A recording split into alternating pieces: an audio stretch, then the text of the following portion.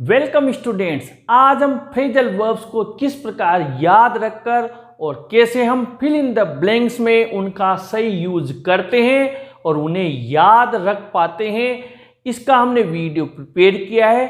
आज के वीडियो में हमने आपके टर्न नाम से जो आपके फ्रेजल वर्ब है और जिससे प्रेपोजिशन लगकर जो आपके नए मीनिंग्स वाली फ्रेजल वर्ब्स बनती है टर्न के साथ, टर्न वर्ड के साथ, उनका आज हमने कलेक्शन किया है। आप इस वीडियो को ध्यान से समझें, आपको बहुत अच्छे से समझ में आ जाएगा।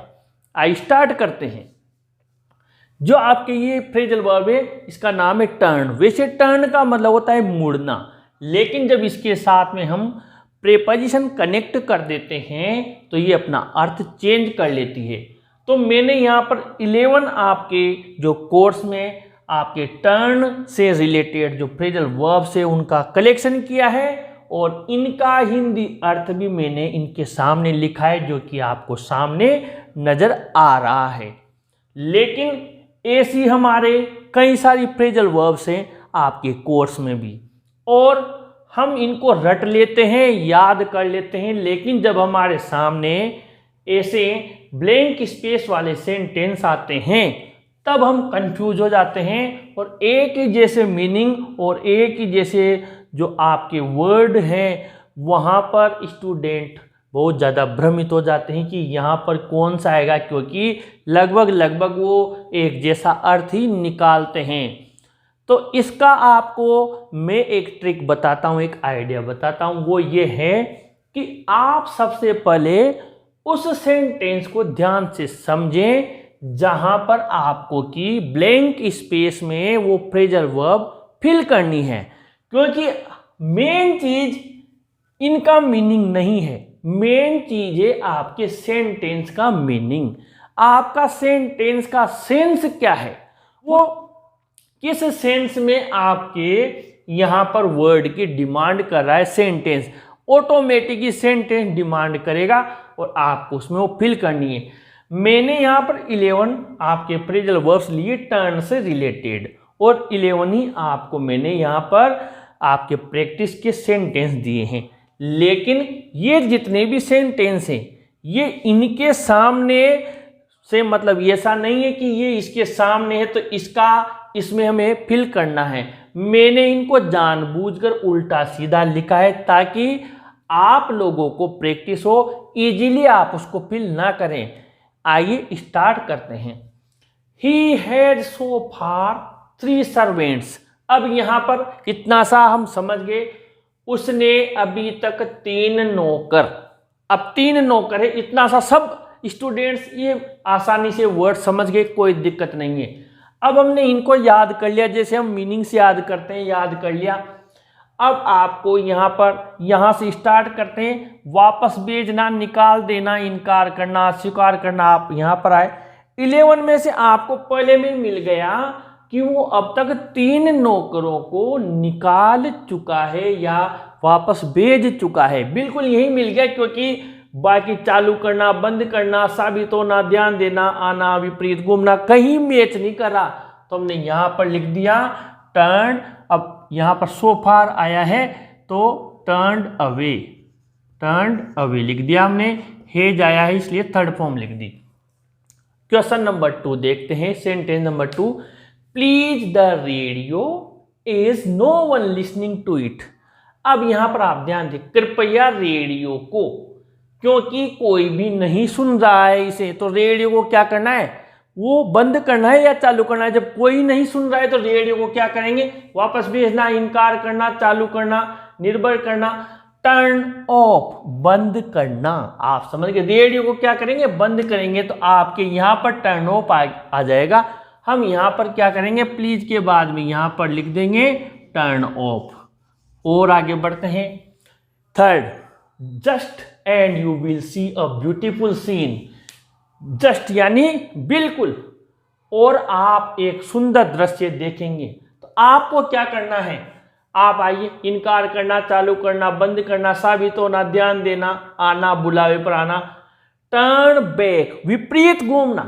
जस्ट टर्न बैक या टर्न अबाउट, बिल्कुल विपरीत घूमो, उल्टा घूमो और आपको एक सुंदर दृश्य दिखेगा। तो यहां पर क्या आएगा आपके टर्न अबाउट या बैक दोनों का अर्थ एक है। हमने यहां पर टर्न बैक लिख दिया, जस्ट टर्न बैक। बिल्कुल आप उल्टा घूमिए और आपको क्या है एक सुंदर दृश्य नजर आएगा।